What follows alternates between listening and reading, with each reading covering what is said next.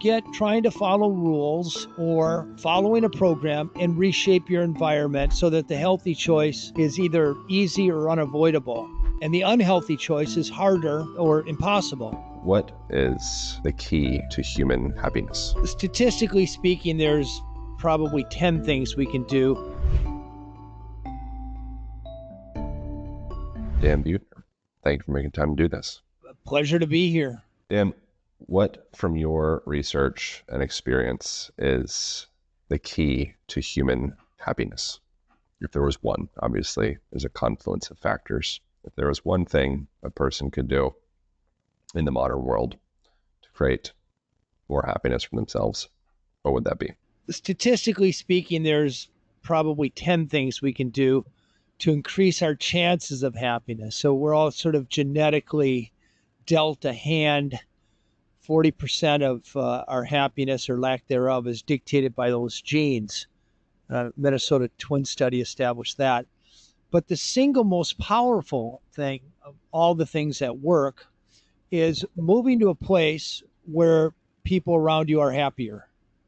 And that's been shown if you follow immigrants from unhappy places like Southeast Asia or Africa to Canada, which is a happy place, or unhappy places like the Soviet bloc countries to Copenhagen, which is a happy place.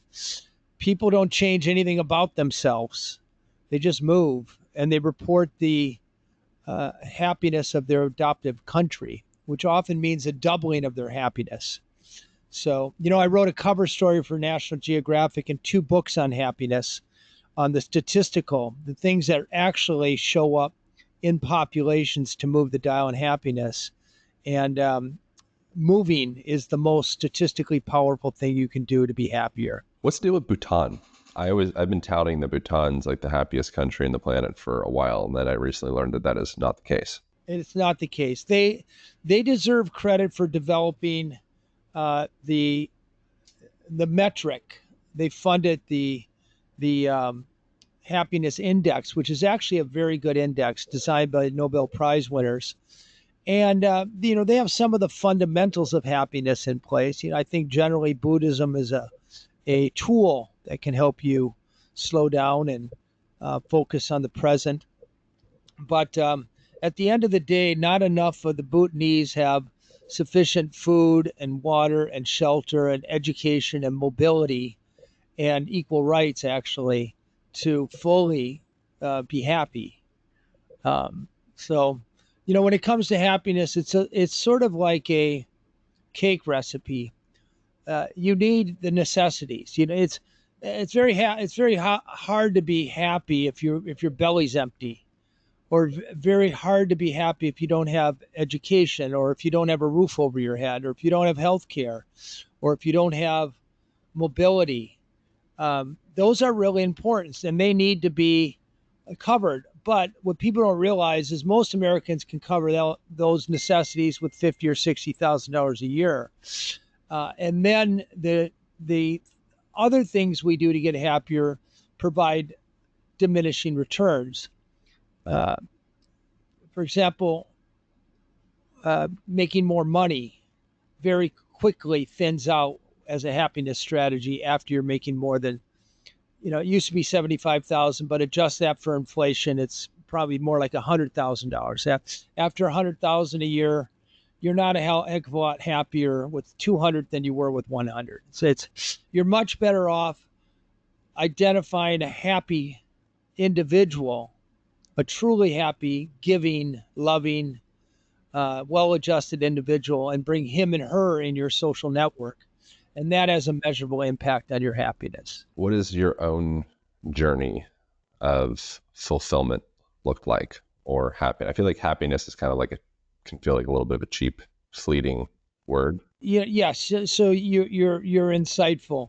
The happiness is a academically meaningless term, but sociologists can measure life satisfaction by asking you, Aaron, and I'm going to ask you this question. If you consider your life as a whole, your finances, your values, where you live, your health, what you've achieved and so forth. On a scale of 1 to 10, how satisfied are you with your life? 8. All right. I mean, that puts you slightly above average. Um, but the problem with that metric is you only remember about 2% of your life. You tend to remember the high points, you know, when you graduated from high school or college, or when you had your first great date, and you remember the low points, when you got dumped, or had a hard relationship time, and you remember what happened recently, usually about 24-hour recall. But if I ask you, and I'll ask you then, what did you have for dinner 2 weeks ago Tuesday? No idea. Exactly. So when I asked you that, evaluate your happiness on a scale of 1 to 10, you only remember fragments, extremes, and recents. It's called a recency bias. So to get at that more moment to moment happiness, sociologists uh, hook up a gadget to people and they ping you randomly throughout the day for several weeks, and they ask you what you're doing now and the happiness associated with that. And that's called affect happiness. And the things that tend to make us happier moment to moment are things like um, physical activity every day, sex has a big impact on that, a good night's sleep. The things that make us happiness, make us evaluate our lives better, life satisfaction, tend to have more to do with what we've achieved and the goals we set, and a feeling of giving back, and being surrounded by uh, relationships we've built, and those relationships nourishing us. So there's kind of two sets of factors that fuel what we call happiness. But if you break it down, there's different things that drive different facets of our happiness. And my work, my book was called The Blue Zones of Happiness, and it was a 2018 cover story of National Geographic, sought to identify statistically what exactly makes you happiness and happier, and what is hyperbole. And most of what we think drive happiness is misguided or just plain wrong. You studied previously and wrote for National Geographic around the collapse of the Mayan Empire, Mayan civilization, as well as the ancestral Puebloan people in like the Four Corners place. Is that right? Yeah, the Anasazi, they're also called. Anasazi, yeah. And something I'm very interested in, civilization and such, and the average time frame for a civilization to collapse, from what I've read and seen different places, around 250 years. And the United States will be at 250 years. That could be wrong. I think it varies quite widely. I think the averages, and please correct me if that's wrong. Uh, United States will be 250 years next year. It's much longer, Aaron. The Maya civilization dates back to at least 350 BC, and it collapsed in 910 AD. So that's over 1,000 years. Same with the Mesopotamians, same with the Romans. Romans were around about 600, at least 600 years. So I wouldn't trigger alarm. That said, to your point, I mean, things are, civilization evolves much more quickly than it did now than it did back then. And a lot of the same things that uh, uh, precipitated the collapse of those society are in place today. And I agree with you that they're things we ought to be paying attention to. Well, something that so I looked up like the kind of like the arc of society. It starts off pioneering, then conquest, then commerce, then affluence, then intellect, then decadence, and then just before it collapses, decadence.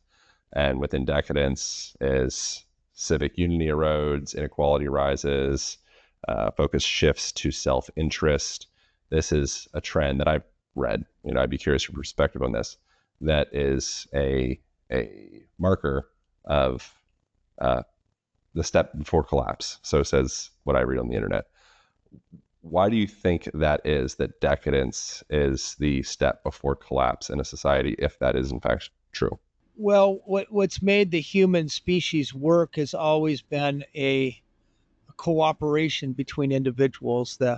The caveman who was really good at hunting was way more likely to survive if he made an alliance with the other caveman who was good at building shelter or starting fires. And that's what made the society. So when you become self-centered, you lose that cooperation, and it's much more likely you have conflict. I think what you said, I've never heard that sort of progression, and I think it was very smart. By the way, I'm going to probably ask you to send it to me later. But in general, societies, the arc starts out as a innovative society with that's disciplined and cooperative. Um, Agriculture, ancient civilizations, it's always been the domestication of agriculture, not hunting, but being able to grow crops. Why is that important? Because if you can grow crops and store grain and beans, you could then have the free time to develop art and civics and build monumental architecture and all the things we associate with civilization. And what invariably happens is you get this some class of people, a minimum, get an upper hand on the power, and they exploit the underclasses. We see this very clear with the Maya. We see it in the skeletons. The skeleton of the elite, which numbered about 2% of the total 10 million population, their skeletons were about a foot taller than the skeletons of the peasants growing the corn and building these 24-story temples. And what happens is that situation gets so severe that pretty soon the peasants just say, forget it, we're leaving. And that's what happened. That's what caused the collapse. They simply abandoned these big. There are other intervening things. Towards the end, there was an explosion in the number of wars. There was a drought, a climatic event. One might draw a parallel to global warming, but there was indeed a drought that moved through the Maya area beginning about the 7th century and also precipitated the collapse of the Anasazi in Arizona and Utah. But the end ultimately came with a certain amount of decadence and a certain forgetting of the disciplines and cooperation that made them great.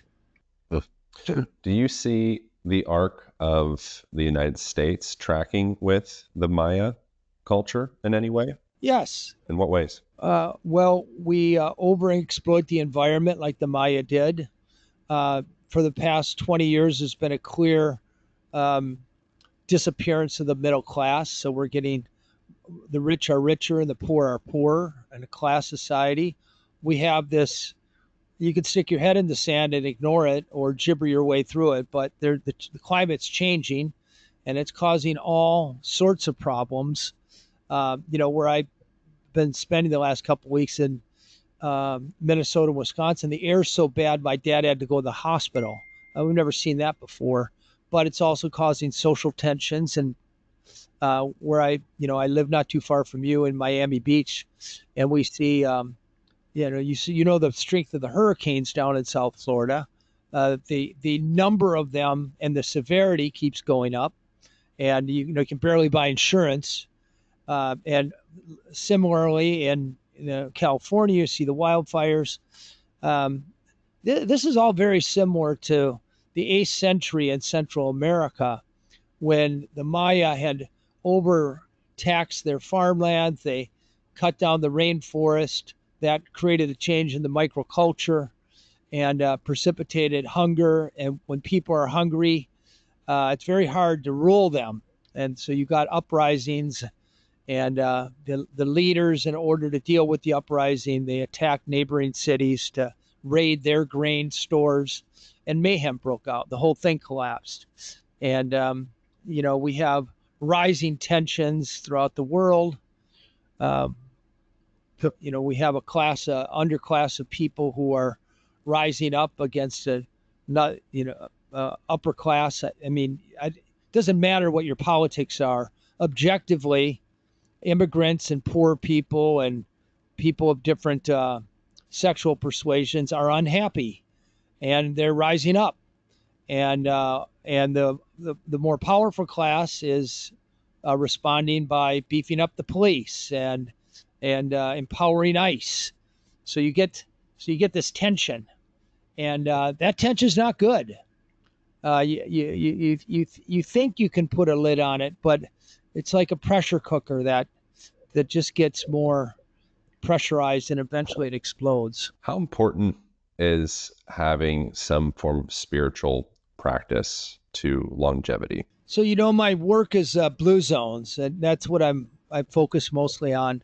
I've written 4 New York Times New York Times best-selling articles and books on blue zones, and I have a book out now called The Blue Zones Kitchen: 100 one-pot meals to live to 100, which metabolizes all the insight on how to eat to 100, so you actually like it.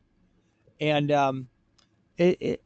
it's it's very clear that there's many factors that contribute to longevity. I identified 9 of them, and one of them has to do with spirituality.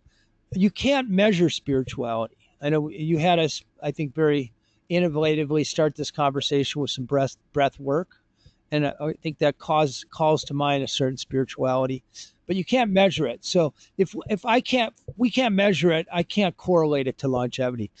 But you can measure religiosity, which is simply measured by asking how often people go to church, temple, or mosque, or some other uh, faith-based community.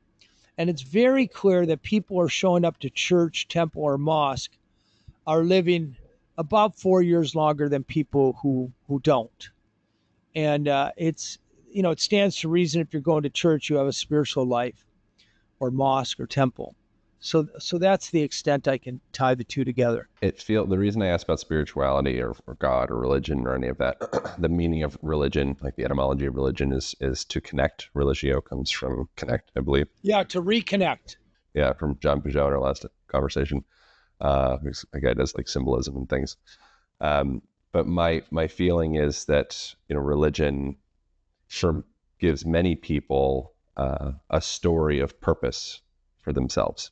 And if you live in a culture where you feel alienated by that culture, or you feel lower class, or you feel like conflict, you feel like the 0.01% has everything and we have nothing, and we're outsiders, to have a story of a higher purpose or a God or something of the sort, or waking up in the morning and just having purpose in and of itself, seems like a very powerful driver for longevity. Is there something to that, like purpose for longevity? So the original director of the National Institutes on Aging, his name is Robert Butler, and he examined the writings of people dating back 30 or 40 years ago, and he had certain words that indicated that people have life meaning in their life or sense of purpose, and other writings that was clear people were rudderless in their life. I don't know what I'm going to do. I'm trying to figure it all out, et cetera, et cetera. And he found that the people whose writings indicated strong sense of purpose live about 8 years longer than people who are rudderless. And that was more or less replicated among nuns who lived in a convent in Mankato, Minnesota, many of whom made it to 100. And the ones who were made it into these old ages also were very content, found that their path to God was also their personal path. And then to tie to my Blue Zones work, in all Blue Zones, there's vocabulary for purpose, which is prominent in their lives. It's not a nice to have. In many cases, their purpose determines their profession, determines what they're doing with their free time, determines who their friends are. So yes, purpose is important. How is your work with the Blue Zones and going to these places and research and all that stuff? How has it informed your own life? Is there any places where you feel like you have fallen short, or places where you personally struggle? And how do you navigate those parts within yourself? Is there any parts where you kind of break your own Blue Zone rules? Blue Zones has no rules. This is a very different approach to longevity. Most of the other sort of longevity experts almost always have kind of a program for you, or a diet, or a supplement regimen, or a bunch of prescriptives. Go to the gym and pump iron, eat a lot of protein, whatever, take resveratrol. Uh, in, I found the populations, verified populations, where people are living about a decade longer than the average American, and that decade is without chronic disease. Those people don't do anything. They don't follow any rules. They just live their lives. And the insight, and it took me about 10 years to realize this, is that longevity or even health is almost never successfully pursued. The sort of American way of, I'm going to get healthy, I'm going to start going to the gym, and I'm going to eat this way. Maybe it's paleo, or maybe it's vegan, or maybe it's something in between. And I'm going to take these pills. And you see very clearly in the data that people kind of run out of gas after about 3 to 6 months. And when it comes to longevity, there's nothing you can do today or this week or even this year that has any bearing at all on whether or not you're alive and healthy in 2030. People who live a long time are doing the same small things every single day for decades, and they're doing them unconsciously. Why? Because they live in an environment that nudge their unconscious micro decisions for the long term. So if you want to live a long time, forget trying to follow rules or following a program, and reshape your environment so that the healthy choice is either easy or unavoidable, and the unhealthy choice is harder or not is or impossible. And not until people shift their thinking from rules and programs to ecosystems and environments are they going to live any longer. People in blue zones, they don't have great discipline. They don't meditate. They don't have a great sense of individual responsibility. They don't have better genes than we do. They don't do anything special except live their life. But when you look at their environment makes it very easy for them to make the right unconscious decisions. That's the way. That's what leads. So you asked me the question, and that was a 25-cent answer to a nickel question. Do I break my own rules? Okay, in blue zones, people are eating mostly a whole food plant-based diet. I get that I probably 90 to 95% there. People in blue zones are very careful about the people they surround themselves with, tended to be healthy, happy, caring people. And most of the people there, they tend to go to church. I don't really go to church. I should, but I don't. I go twice a year or something like that. Um, they move naturally. They downshift every day. I'm pretty good at that. I take a nap. I usually do happy hour with people. They drink a little bit. I certainly check that box. Have a glass or two of wine every day. Um, so, I'm about 90% compliant with the lifestyle of the blue zones. There's a guy, you ever heard Bruce Lipton wrote Biology of Belief, like epigenetics is his thing. You familiar with him at all? No, Interesting guy. I'm familiar with Lipton tea. Yeah. Yeah, green tea is supposed to be good for you too. He's someone I've looked up to for a long time, wrote a popular book all around epigenetics. And one of the things that he mentioned in an interview that we did, I don't know, a year ago or so, was if you want to, he was a cellular biologist. And if you want to change the structure or function of a cell in a petri dish, you adjust the culture of the dish. You don't do anything to the cell itself.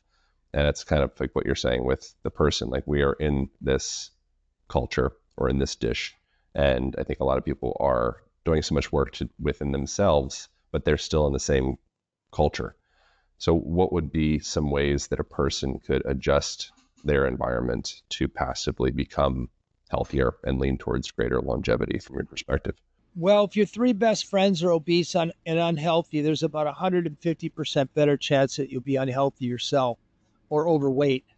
So proactively surrounding yourself with people whose idea of recreation is, pickleball, or which you and I might do over at the Miami Golf Club there. or surfing or swimming or biking or gardening. That's all measurably contagious. Friends who care about you on a bad day, friends who it's not a bad idea to have a vegan or vegetarian friend because they're going to show you how to eat whole food, plant based, which is worth many years of life expectancy right there. So I would say the first environment to optimize is who you let in the room with you. It might be the most important decision you make. And while I wouldn't tell you to necessarily dump your unhealthy, unhappy friends, I will tell you the more they spend time they spend around you, the more you're going to pick up their way of living. Number two, we all move about a dozen times in our adult neighborhood, and we can choose adult lives, and we can choose living in a suburb with a cul-de-sac where we're not going to get a hell of a lot of exercise, these car-based living situations, or you can move to a neighborhood that's walkable, where there's a sidewalk connecting neighbors, where you have very easy access to recreation and parks, easy access to healthy food. These are enormous drivers of what you actually do. And people don't see clearly. They think, oh, I'm gonna have Amazon send me this food or something. No, you got to be in an environment where this food is ubiquitous, and so many of our decisions are unconscious. And then a couple simple things for your home environment. Uh, I believe that most of us are on a seafood diet. We eat the food we see. So if we walk through our kitchen and there's a bag of chips with a clip on it on the counter, and we see them and we say, oh, I think I'm a little hungry. What are we reaching for? As opposed to establishing a junk food drawer that's out of the way and around the corner. So we're all going to bring junk food into our house. I bring junk food into my house, but if it's out of sight, not of mind, you're going to eat a hell of a lot less. And Cornell Food Lab proved this. This isn't just Dan Buettner shooting from the hip. Meanwhile, having a fruit bowl that's full in the most prominent spot in your kitchen. So every time you walk through your kitchen, you see that, peaches are fresh and cherries are fresh right now. If your bowl was full of that, it's easy to grab that. So these things make a big difference because we do them unconsciously and we do them for a long time. There's the verse in the Bible, it's easier for a camel to go through the eye of a needle than for a rich man to enter the kingdom of heaven, or kingdom of God, rather. One of the critiques I've heard of the diet associated with the Blue Zone is that it would be appropriate and naturally happen in a culture in poverty, or if there's not an abundance of resources, because meat is expensive, processed food is expensive, food that's made in a factory and put together and all that stuff. So it ends up leading, if you don't have a ton of resources, you'll naturally eat single ingredient foods that come from the ground. You'll eat more grains, you'll eat more things of the beans, rice, things of the sort. And that's a critique? How is that a critique? Not critique bad. It's just something that I've read, that it's more toward it would be appropriate for a culture. It would naturally arise in a culture that doesn't have great affluence. And just so happens that affluence can lead to health issues. Do you think that there is a way to merge a healthier, more longevity-based lifestyle that we could learn from someone that is, living maybe a less affluent lifestyle into an affluent culture, such as like a major city, New York City, Denver, LA, or is this something that's reserved for a village somewhere else in a far-off land? Well, I'm rich and I eat my main consumption is beans. So now to your point, though, I try to stay away from telling people what to do, but I do know better than anybody else on the planet what the cultures of longevity actually ate over time. I led a 155 study meta-analysis, and I can tell you that what fueled, to your point, long-lived cultures over time is they ate a peasant diet. beans and grains and tubers like sweet potatoes and greens and nuts. And the cornerstone of every longevity diet is beans. Now, just to prove that affluent people can eat this diet, I created a line of food called Blue Zone's Kitchen, frozen food. And they are now in every Whole Foods in America. It's the top selling plant based food in America. I spent a year making them maniacally delicious. The reason that rich people are eating more meat, cheese, and eggs is because we don't put any of our culinary expertise into making beans taste good. We have these shitty, Boston baked beans or boring old lentils on our salad. In Blue Zones, they're geniuses making beans taste just as good as beef. And my book, this Blue Zone Kitchen One Pot Meals and Blue Zone Kitchen Frozen Food, I have spent years making sure the food is maniacally delicious. And when you put it side by side with meaty and processed foods, people actually like my food better. So it's not a question of affluence, it's a question of taste. As long as we can make food formulated for longevity taste as good as the meaty, cheesy, ultra processed alternative, we have a solution. And I think we've cracked that with Blue Zone's kitchens. A lot of other things come from a culture that isn't affluent. Like if you are a quote unquote peasant, you probably are going to be outside a lot. You're probably going to be working in the sun. You might even be barefoot with more regularity. So you're going to be in nature. You're probably going to be not traveling a ton and this jet set lifestyle where you have a bunch of kind of basic cursory relationships, but not a lot of like close, meaningful relationships where maybe you live with your grandparents or your parents and you have like a tribe of people around you. What are some of the other things that we could learn from quote unquote peasant lifestyles as an affluent culture from your perspective? Well, I think we should be decoupling it from affluence and poverty. So you take Kentucky. Several counties in Kentucky are among the poorest in America. They have their counties, their life expectancy is 22 years less than Boulder, Colorado, and Santa Barbara, California, where there are rich people. But you look at Santa Barbara and Boulder, both cities in which I've lived, and they have enlightened leadership that makes sure their streets are built for not just cars, but humans. So a significant amount of the unconscious physical activity, probably 8 to 12,000 steps a day, is because people can safely and pleasantly make it to school. Kids can walk to school and walk to their friend's house or walk to work or walk to get their cup of coffee, which you can't do in these Kentucky suburban automobile-based communities. So it's not a question of affluence or you have to be a peasant to reap the benefits. I have a company, Blue Zones LLC, and we get hired by insurance companies and healthcare systems to come into cities, bring this ethos, this approach of making people healthier by setting them up for success, by shaping their political environment, policy environment, their schools, their restaurants, their grocery store, their streets. So the healthy choice is easier, unavoidable. And in every one of my cities, we've seen BMI drop. That means the obesity rate drops, well-being goes up.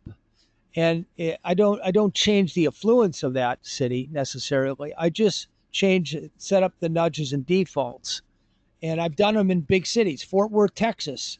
If you look into it, if you Google Blue Zones in Fort Worth, Texas, you'll see we dropped the BMI about 3% in that city of 980,000 people. And we saved them about $250 million a year. Not by talking them into going to expensive concierge doctors or getting prescriptions of Ozempic or rapamycin. We simply made Fort Worth, Texas more walkable, connected people socially, got the soda pops out of school vending machines, put fresh fruits and vegetables in the poor neighborhoods, in the bodegas. So the answer is not a silver bullet. The answer is silver buckshot of setting up nudges and defaults, a healthy swarm to nudge people into slightly better behaviors. It has to be ubiquitous and comprehensive and set up right. But what it is, you can see an enormous difference in people's life expectancy, no matter how much money they make. What do you think of Brian Johnson? What do you think the concept of don't die? What do you think of like the general status of the longevity movement in the United States? Well, I like Brian Johnson, and I applaud his innovative spirit. I do think that within our lifetimes, we're going to see something that an intervention that comes along that occasions a huge jump in life expectancy. I don't think any of the things Brian's doing is going to do that. Taking plasma from younger people or these experimental injections and so forth. Um, but I would never experiment on myself. I think the potential downside of these things is greater than the potential upside. I agree with his diet. I agree with his exercise regimen. I agree with sleep. I think he's got a lot more friends now than he used to have, which is a good thing. So, I have nothing negative to say about Brian Johnson. I do worry, though, that people are being deluded into thinking that they can take a pill or supplement or superfood, none of which have been shown to work in human beings. I think taking rapamycin is dangerous, even metformin, dangerous. My neighbor lives in Fisher Island. You know where Fisher Island? I went over to his house one night I was invited for dinner. He wasn't there. Turns out he was in Central America getting stem cells, and it killed him. His blood clotted. He had an embolism and died. We don't think about that when we sort of wantonly shoot ourselves up with these stem cells, unknown quality. And there's no proof that they work and doing anything other than reducing inflammation for a period. So, I think if you want to live a longer time right now, follow the Blue Zone's way, and that'll give you an extra decade, which stacks the deck in favor of being around when that intervention comes, when that breakthrough comes. That really does add years to our lives. And also to remember, a lot of these longevity bros, they pump iron and take these pills and stick a needle in your belly and take Ozempic. First of all, I don't think they work. But even if they did, in many cases, these are just prolonging a shitty life. If you look at the lives of people in blue zones, it's joyous. They live close to nature. They grow their own food. They sit down to dinner with their families. They spend time face to face with their friends. They have village festivals. They have a spiritual life. It's a wonderful life. You were asking me about happiness at the top of this. At the end of the day, we don't just want longevity. We want happiness. We want quality of life. And the beauty of Blue Zones is it offers both, and with a deeper underpinning of evidence than any of these other nostrums and marketing schemes. It seems like things come back. They go from simplicity to complexity and then back to simplicity again. It seems like a lot of the highest leverage tools or activities or lifestyle choices for longevity and health I think the cycle is when something comes along that tells us that it's healthy to do something that we like to eat or like to do, it gets popular in a hurry. For example, Atkins, 20, 25 years ago, you're probably too young. There was this craze around the Atkins diet that told us we can eat bacon and pork chops and be heart healthy. And it failed. Atkins himself dropped dead of a heart attack at age 68, and then there was this flurry of the paleo diet. Well, that's fallen away. Now, you have these protein obsessed carnivores, and anything that gives us permission to eat pork chops and steaks and these things we like to do, We love to glom onto that science, and it comes and goes. But the things that really work aren't sexy. I can't sell you anything. I can't make any money off of you by uh, showing you that having a sense of purpose adds 8 years. Um, there's not a lot of money in beans or broccoli or bulgur, but these foods, beyond a shadow of a doubt, are good for our hearts. They're full of fiber. They're good for our guts. They lower our chances of cancer of the GI tract. There's no money in them. So we're not bombarded with, you know, that messages to consume them, and they're not front of mind, and they're not sexy. So, we don't adopt them, but they work. What are your thoughts on tobacco usage for in relation to longevity and health? There's no question it shaves a decade or so off your life expectancy. I mean, it's like a little bit like asking me, what do I think of a heroin habit? I mean, it's just so common knowledge. I think by now that smoking is gonna. I think this story that I have of some of like blue zone type people or places where people are just naturally healthy. I think one of the stories that I have is, like you mentioned, they're not really doing anything and they're coming back and they're having a glass of wine, and that's they roll up a cigarette every now and again or smoke a cigar, and they're 110 years old and they're still drinking a shot of whiskey each day. Like that's kind of like a trope that I hear. Do you think that there's not any relevance of that, or that's just they're happen to have longevity in lieu of those things? What about alcohol? We're all allocated genes when we're born, and they're a tiny percentage, less than 1% of people will be dead by age 10 because they got a bad hand. Is that your girlfriend? Just kidding. That was terrible. I don't know why I said that. Sorry about that. She is my bitch. It's a female. It's a female dog. Well, we love her. By the way, owning dogs is associated with more life expectancy. So I would guarantee that. and dogs are long-term adventures. So big blue zone intervention there. They take you outside. They connect you with people. They take you back to like all the simple, free, basic, fundamental things of life that when we get excessively complex, I think we get further away from the things that actually heal us. I think it's pretty like nature does a job. Live a life that puts you in nature more often. You'll be way ahead of the curve of most people. Domestication, I think, is probably one of the greatest burdens that we have to our health, broadly speaking. Excessive domestication. Yes, I call it the obsession with comfort. Almost everything that helps us live longer involves a little stress, and I mean, exercise is a stressor. Uh, Intermittent fasting is a stressor. But dogs are great because the dog needs to get walked every day, and so too the human gets walked. And every time you pet a dog, your cortisol, i.e., your stress hormone levels, go down, and their companionship and the only product that I endorse is something called Get Joy dog food.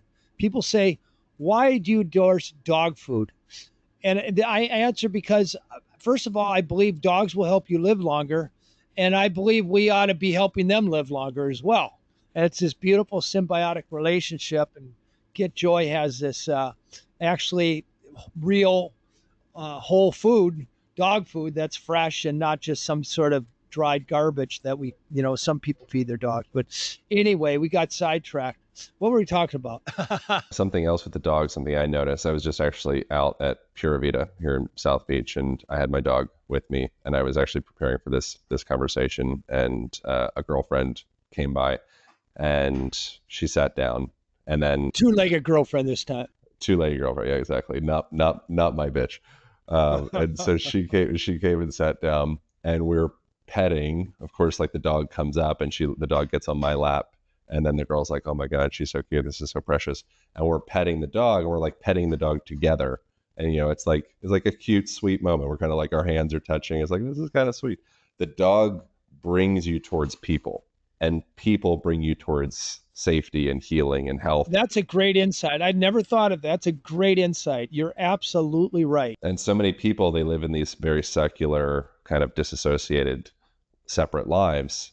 and we feel alone, man. Like loneliness is like a an epidemic for people, and people are silently suffering, and the feeling of purpose and joie de vivre and all that stuff. If you don't have anyone to live for, it's like what's the point?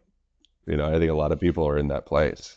We all get sucked into this thing, and we lose the skill of connecting, of building social connection, of meeting somebody, moving that from a new meeting to an acquaintance to a friend, and a friend to a deep, intimate a fellow human, a brother, sister.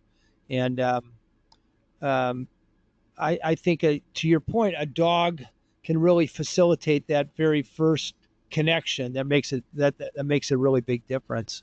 Yeah, connecting is scary. See, I mean, you're such a great podcaster, uh, Aaron, that your guests learn from you. Oh, that's cool. Well, I wrote, this is my world. I wrote a book about a whole section of the book is literally exactly what you're talking about, changing your environment to change your physiology. Because my belief is that I think fitness is kind of ridiculous for the most part if you're not actually addressing the root cause of your lifestyle. So doing little things like put a pull-up bar in your house, then naturally you'll swing on the pull-up bar when you walk through. Throw things down on the ground, floor cushions, yoga mat, stuff like that. So naturally you get up and down off of the ground with regularity. Little things like that in the aggregate, make a massive difference towards longevity. And I'm personally not impressed by like fitness culture, even though I'm like very much involved in it. So I appreciate. By the way, the longest lived women in the history of the world are from Okinawa, Japan. And if you go into their house, traditional houses, there's no furniture. There might be a small table and a tatami mat and a very thin futon. But you're right. Until they're hundreds, they're getting up and down 30, 40 times a day. Yeah, and the adult diaper industry is already, if I believe already or very soon, will exceed that of the baby diaper industry in the United States.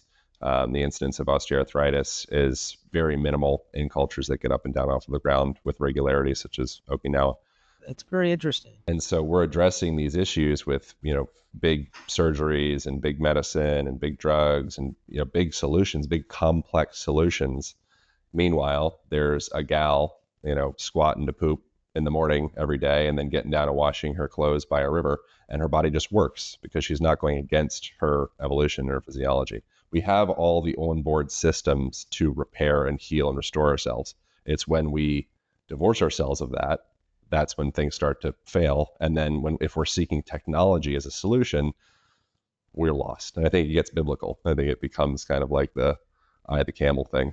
I could not agree more. You've done a lot of thinking, I can tell you. All these hosts, you've synthesized, I believe, the right conclusion. So, well, listen. When I come back to Miami, let's hang out. I'll bike up to your place, or you can walk down to mine, and we'll take this into the real world.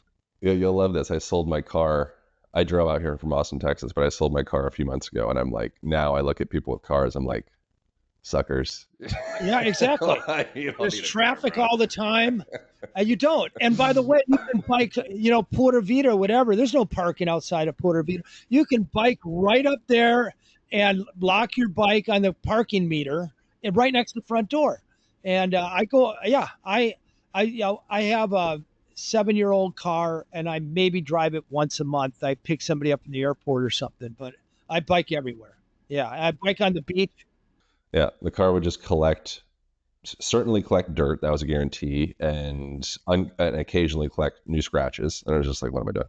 And then the other thing, this is the last thing I say with the bike. If you do that, like changing your environment, now if I take a girl on a date or something like that, if it's like a date, we can get an Uber, but she rides in the back of me with the bike. This creates touch. We're in a touch deprived culture. And so we're scared of touch, and touch is either it's sexualized or violence. We don't have like this in between spectrum of physical touch.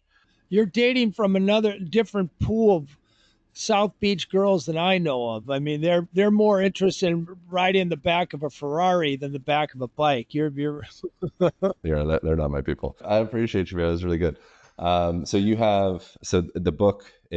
cookbook is coming out. It's out on September 2nd, available everywhere. It's called the Blue Zone Kitchen One Pot, and it's the 100 recipes formulated for longevity. We worked with the Stanford lab to identify the flavor profiles that Americans love the most, scraped 650,000 recipes to find the code, and that code is in this book. My the prequel to this book, The Blue Zone Kitchen, was a number one New York Times bestseller. I think this one's going to be even bigger. The Blue Zone's Kitchen One Pot Meals. You'd do me a solid if you check it out. And it was a pleasure talking to you, Aaron. If any of your guests have more questions, I can be reached on Instagram at Dan Buettner. You can direct message me, and I'll answer you at Dan Buettner. It's really been a delight.